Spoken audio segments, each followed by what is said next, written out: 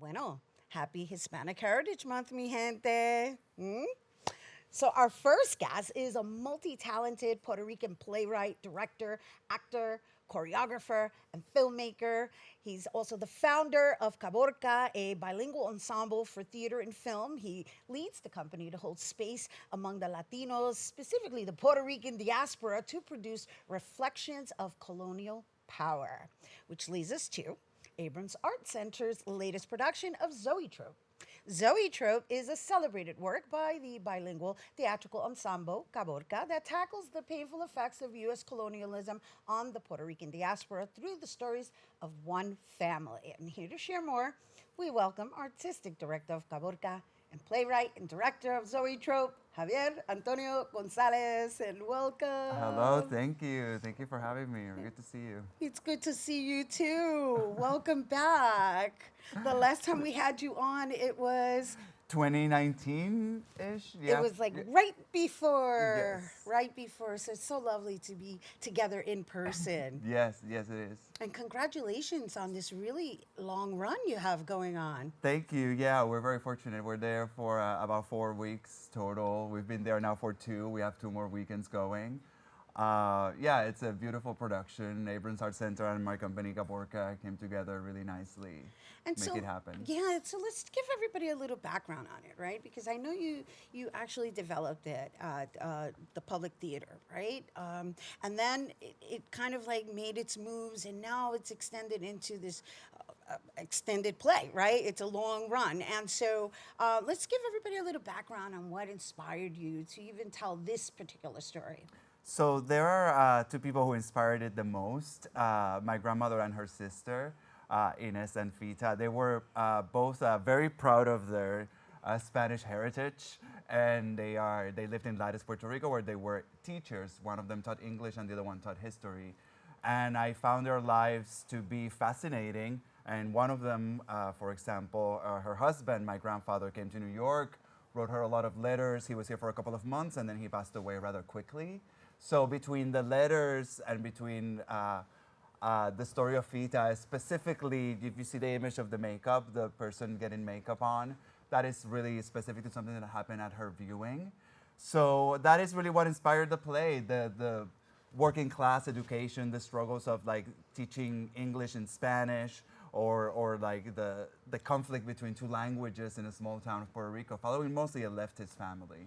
And be belonging, because right, I also understand that the play is presented in both English and Spanish simultaneously, right? It goes Yes. back and forth. Yes, in that sense, it's realistic. What takes place in New York is in English. What takes place in Puerto Rico is mostly in Spanish, but they teach English, so there are other scenes that are, yeah, in both.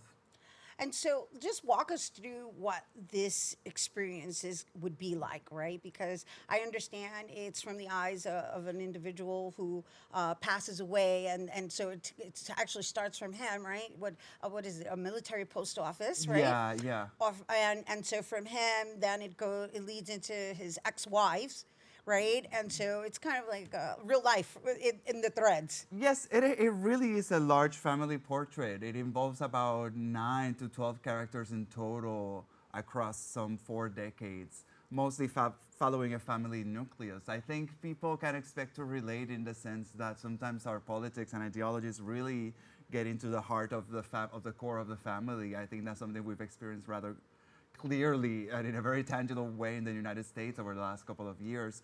So while in this family most people feel or support in the same way the independence of Puerto Rico because it's a leftist family, it is still the large ideological situation what kind of gets in the way of their lives. And there's also a lot of sense of humor around it.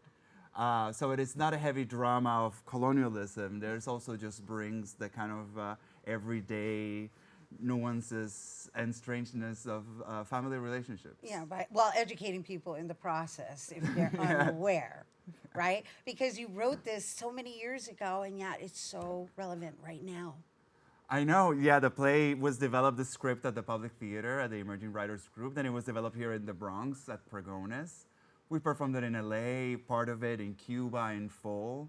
So through all of that, we've kind of collected different experiences of performing it. The script hasn't changed that much over the years, Right. but it continues to change slightly here and there. It's mostly a matter of interpretation and production that keeps on growing and I hope deepening. And so between Hurricane Maria, which we just had the anniversary of that, and also the anniversary of Grito de Lares, how much of that is kind of indirectly mentioned within the show?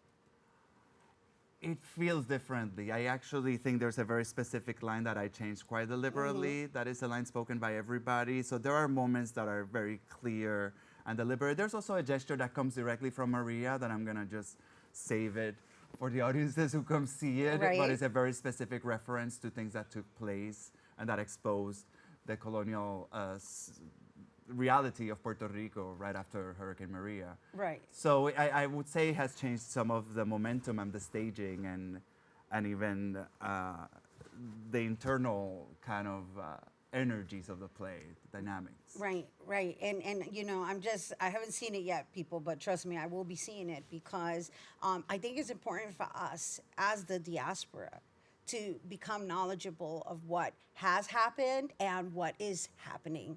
And really, it's through like theater that I learned a lot about it, right? Because I'm born and raised here. But what's going on right now with the purchasing of land in Puerto Rico and these tax breaks and I don't mean to get really political, but I think it's important that us here on the mainland really come together in just even having curiosity about how to be a part of that movement, right? And I'm not suggesting that anybody go left, but it's just a matter of like being knowledgeable. But I'm so glad you bring up Act 60. Now it really is having a concrete effect on the lives of Puerto Ricans who live there. We're seeing it on a weekly basis, so it's something that we all need to be talking about. Yeah. At the very least, talking about it, learning about it, creating more awareness Right, for it. right. And so with your show, right, because I get that you're very political in that, and the reason you're traveling back and forth is so that both audiences are included, right? Because that's the other factor. It's like, oh, if you don't speak Spanish very well, you're New Yorican. If you're in Puerto Rico, you're like, oh, I don't hear about it. Like, and it's kind of like we're still one and the same. Absolutely, and I think it really, not only through the super titles, but it's through the characters, through the emotions, and through the movement that really, a lot of things are communicated, even if some of the language goes over your head, It's, in a way, it's also an immigrant experience that we don't quite replicate, but that has some of that, I would say, flavor, but some of those nuances, that of some things really not being understood right away. Right. I love how you refer to it as super titles instead of subtitles. I know that's deliberate because you're a writer. So It's the term used. I believe it's the term used. Yeah, we've used it. Yeah. yeah, no, I Thank love you. it. I love it because it's kind of like, they're one and the same. Right? Yes, absolutely. So if somebody were completely unfamiliar with everything that we've been discussing, how would you enroll them into being curious about coming to see the show and learning about what you've presented in 4 decades of storytelling? I think that the work with CABORCA, with the company, really has to do with reviewing things or like finding new ways to look at stories that might have been told before or really shifting the point of view, who is telling the story, and even to what effect. So in that sense, it is a very open process to the audience. We invite them to watch with us, and we show them right away how we are telling the story. Actually, the super titles are run from the stage by the actors for part of the show. There's a camera that is also manipulated by the actors all the time. So it really is we invite the audience directly to watch with us and to delve into the story in the same way that from the point of view that we are trying to tell it, which is actually shifting. There's live video, there is dance. So there's live feed video within the actual show. Yes, So it's different yes. every Some night. things are different for sure, and we have a rotating cast. So some of the main characters are doubled, so you will see a different interpretation each night, depending on when you go, or different combinations of the sisters or the couples. So I think it's quite an inviting show. Politics might seem heavy, but they're part of our lives. It's part of our lives the way it affects our families, our everyday, just simpler infrastructure. Right. And so I think it's a fun time. Yeah, and it sounds like you're having fun, right? And you keep it fresh because you have a rotating cast. I'm like, look at you.